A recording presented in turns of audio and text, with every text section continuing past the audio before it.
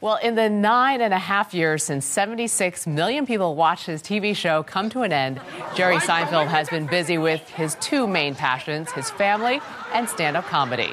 Today, he takes his comedic talents into movie theaters as creator and star of the new animated film, B-Movie.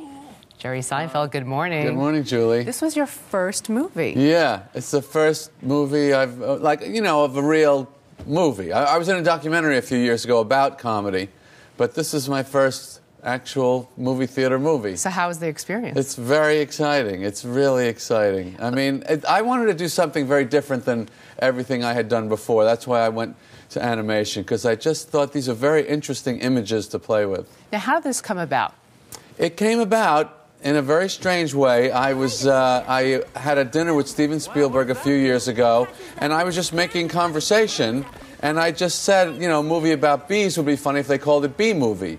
Because I knew he liked the term B-Movie, because he's a fan of those old movies, and he thought that really should be a movie. And then they had to convince me to do it, which they ultimately did. And it took 4 years. It takes 4 years to make one of these movies, yeah. Really about 2 years of animation, and then 2 years to develop the script and get all the actors and everything. I want to play a clip from it because basically you lend your voice to Barry B. Benson, who graduates from his 3 days of college. Yes. And he decides that he wants to do much more than just produce honey. Yeah, that's really the only business that they have in the hive is honey. Right, but you want to break out. I'm looking for something more interesting. Let's take a look at the clip. All right, launch position! Buzz, buzz, buzz, buzz, buzz, buzz, buzz, buzz, buzz, buzz, buzz, buzz, buzz. Black and yellow! Yellow! You ready for this, hotshot? Yeah, bring it on. Wind. Check. Antenna. Check. Nectar pack. Check. Wing. Check. Stinger. Check. Scared out of my shorts. Check.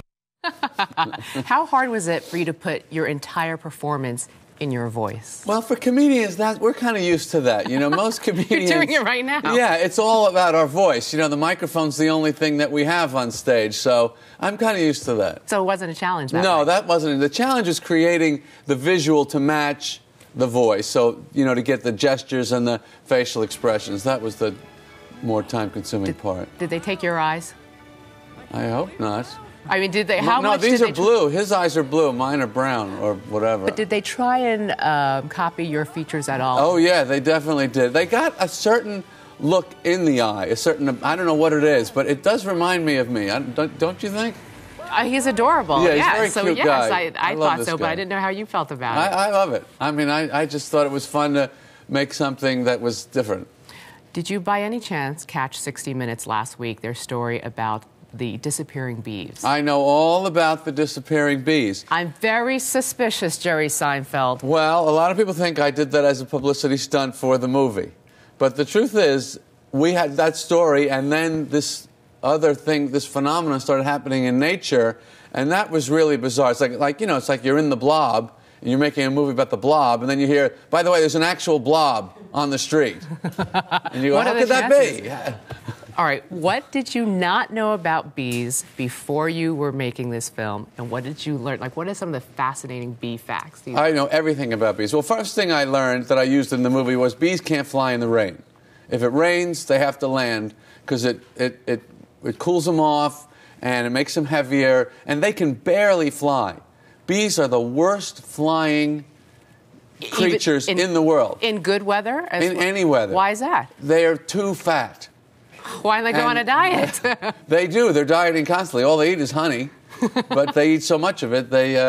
And their wings are very small. They're very bad little planes. Now, but they make the best of it. That's what I love about bees, is they make the best of a bad situation. Did you kill bees before you made this film? Kill bees? Yes, and did you stop killing bees after? No, I've never killed bees. Why would I kill a bee? Because a lot of people are afraid of them. I mean, Well, then move to another area.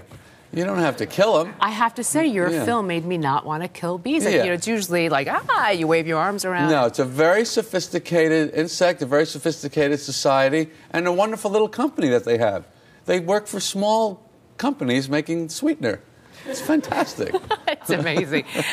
I wish you the best of luck. It is a great film for all ages and all audiences. Jerry Seinfeld, thank you so much. Thanks, Julie. You're welcome.